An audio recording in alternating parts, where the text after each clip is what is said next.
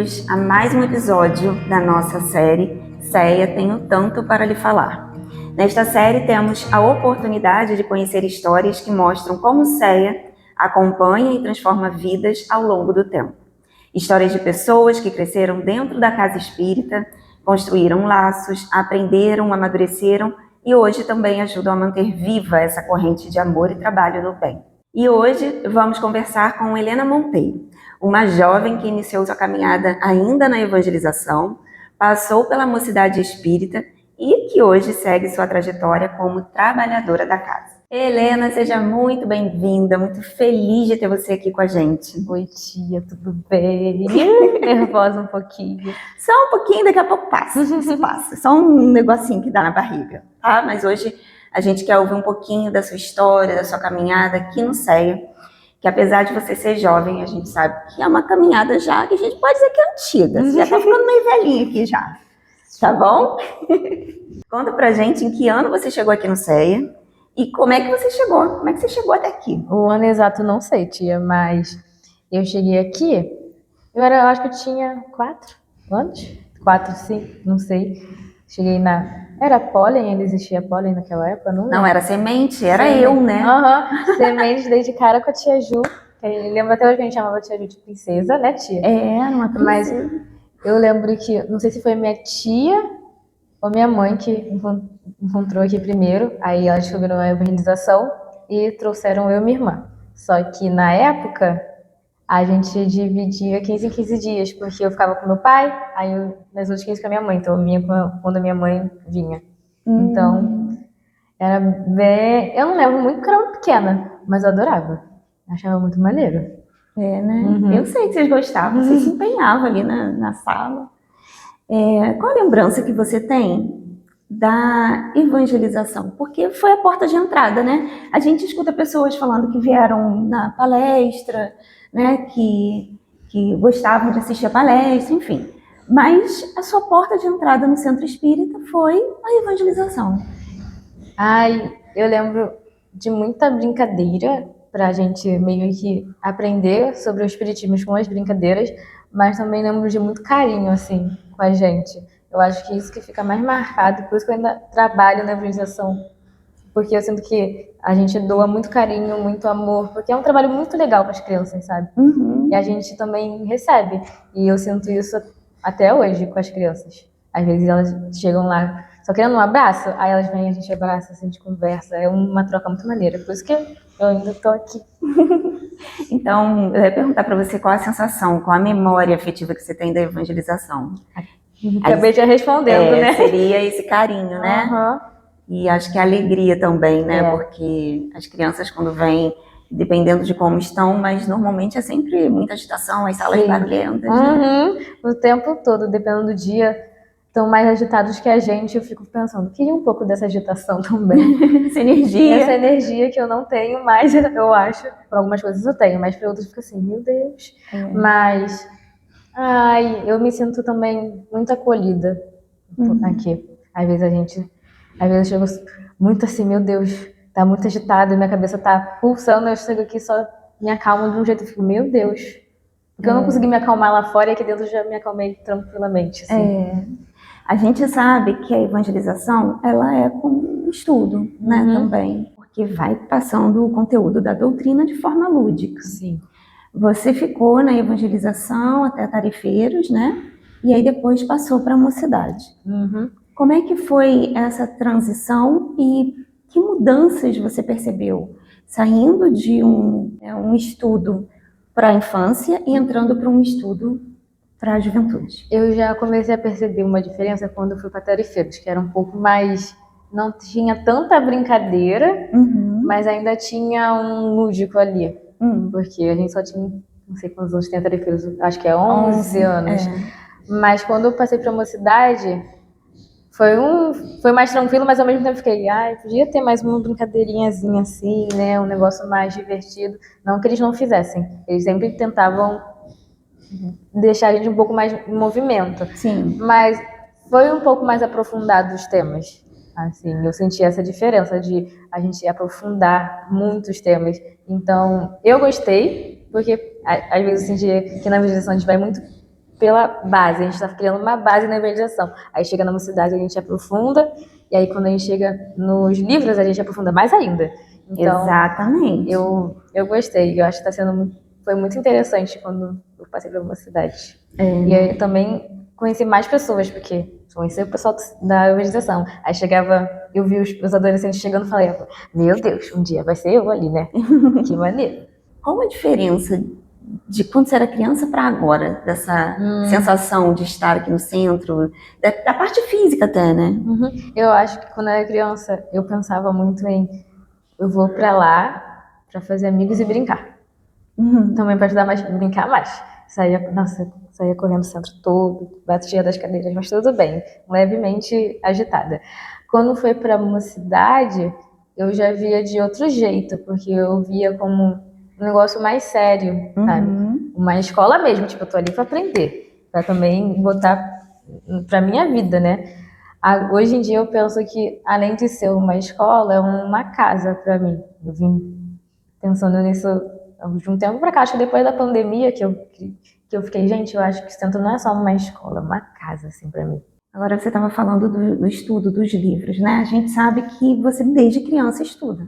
Estuda na evangelização, estuda na mocidade, mas existe uma diferença em entrar para o estudo dos livros, né? Se comprometer em estudar os livros. Que diferença fez para você?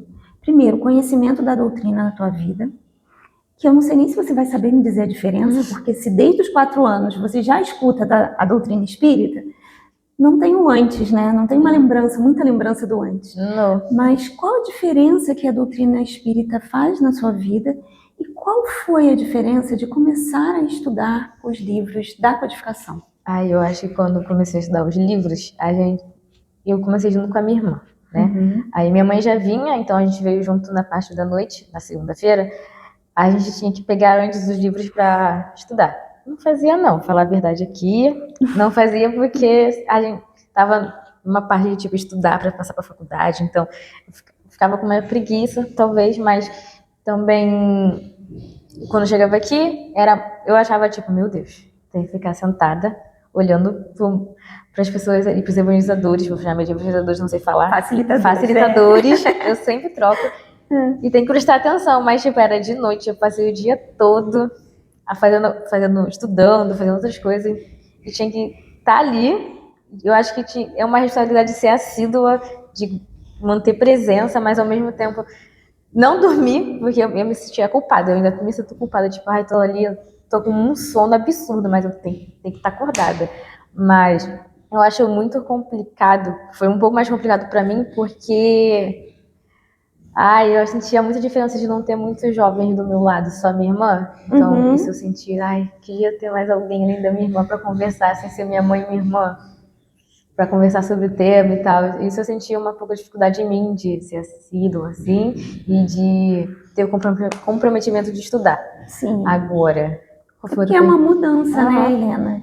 Você imagina, na mocidade tem um estudo, mas é um estudo que tem uma dinâmica, tem uma conversa mais informal, né? Tem brincadeiras, risadas, né? Você está ali, você não está sentado ali vendo uma pessoa dando aula, você está num bate-papo. Sim. No formato do estudo sistematizado é diferente, apesar de, dependendo do facilitador, tem algumas dinâmicas, né? Tem às vezes um trabalho em grupo, alguma coisa, mas o formato é a pessoa lá na frente passando o conteúdo e você tirando dúvida. Então, você também precisa se adaptar a esse novo formato. Sim. Né? Mas e agora? Você se adaptou? Você consegue estar mais atenta ao estudo? E qual é a diferença que esse estudo está fazendo para você?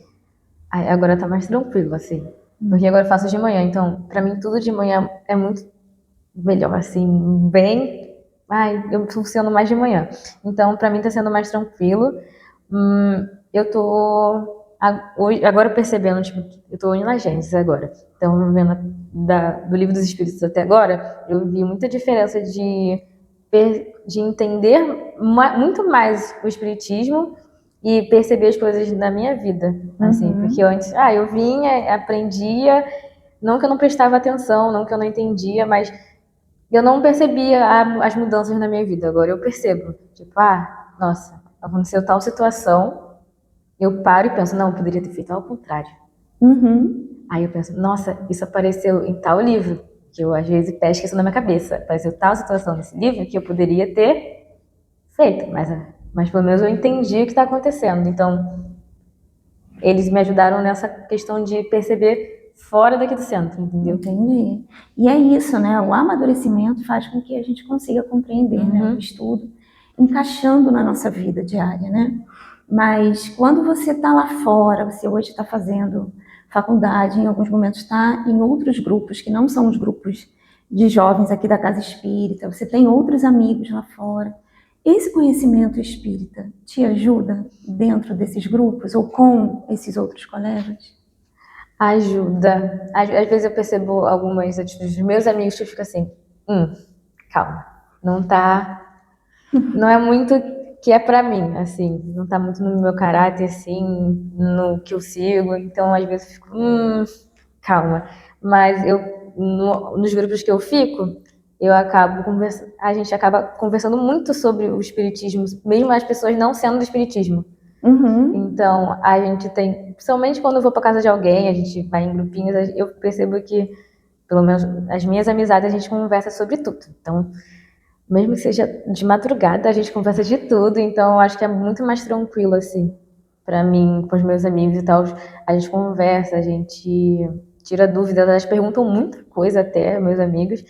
Mas eu percebo que, calma, essa pessoa não fez umas coisas que eu fico, não que eu não vou me afastar, mas eu vou manter uma certa distância, porque não agrega muito a mim, então tem que saber diferenciar isso um pouquinho nas amizades. Passando pelo estudo e agora indo para a questão do trabalho, porque é sempre um caminho, né? A gente estuda, a gente quer trabalhar, e como tem sido para você cada vez mais estar inserida nos trabalhos do centro?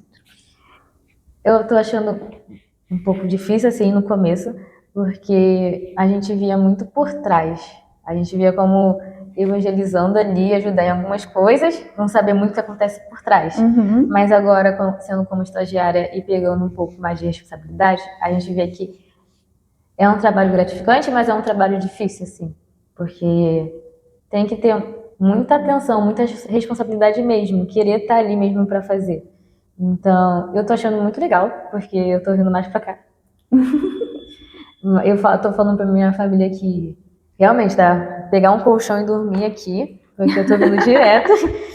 E eu tô adorando, porque a gente tá podendo dar muitas ideias, fazer um negócio muito diferente, assim. E eu tô gostando mais porque os jovens da mocidade estão querendo participar mais também. Não só dos trabalhos aqui, mas também vendo por outros eventos de movimentos espíritas também. Então, eu tô gostando bastante.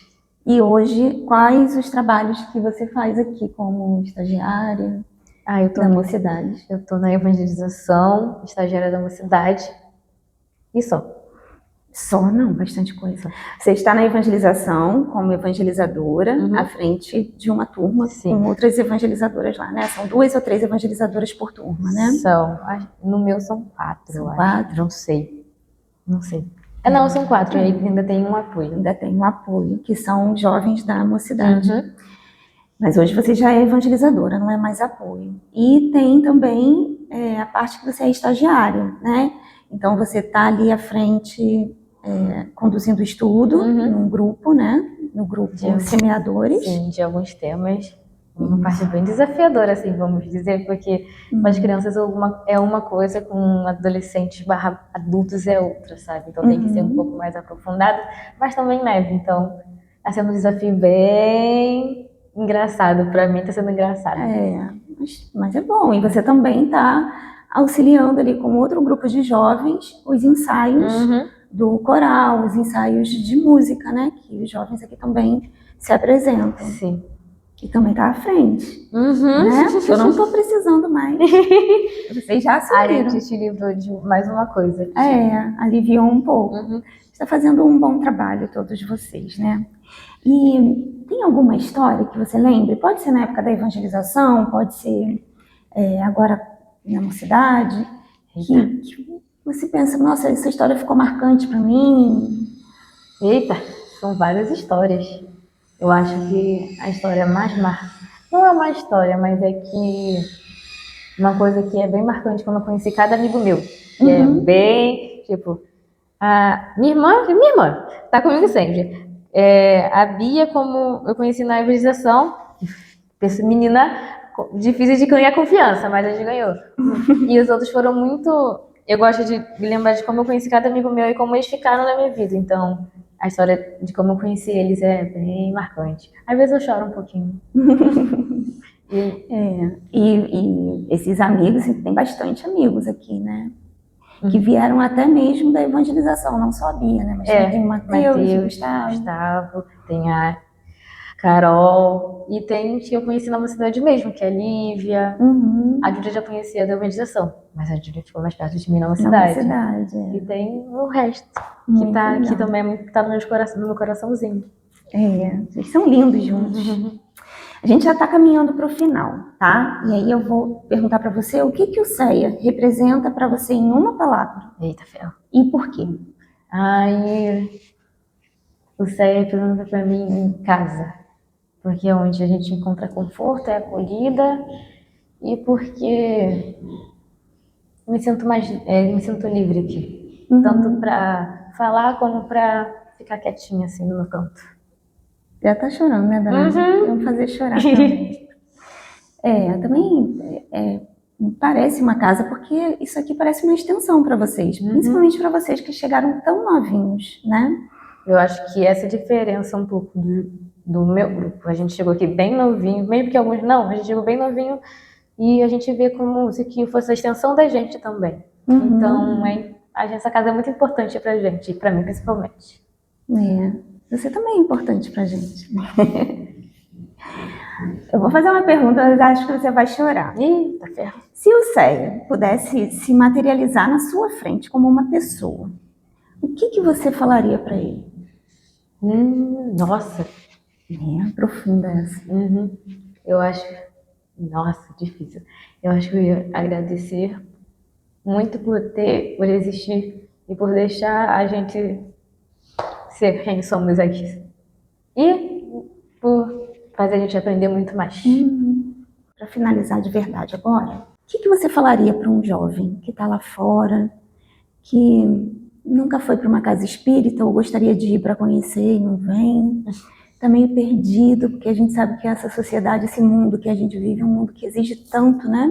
De todos, mas da juventude, muita coisa. O que você falaria para esse jovem? Eu falaria que não tenha medo de vir.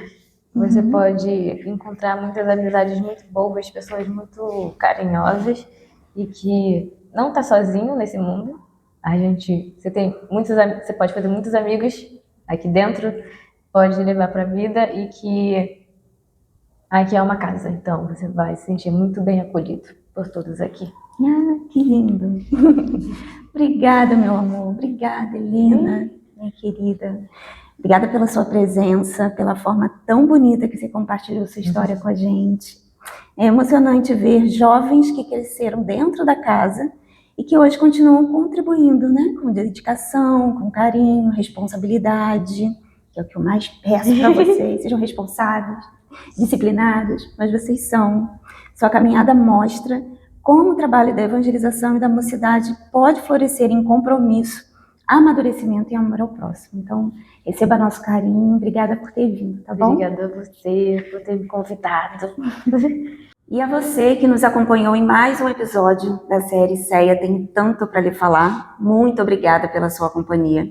Se essa história tocou seu coração, compartilhe esse episódio e continue acompanhando nossa série. Ainda temos muitas histórias inspiradoras para ouvir e aprender juntos. Siga o CEA nas redes sociais e fique conosco nos próximos episódios. Até a próxima!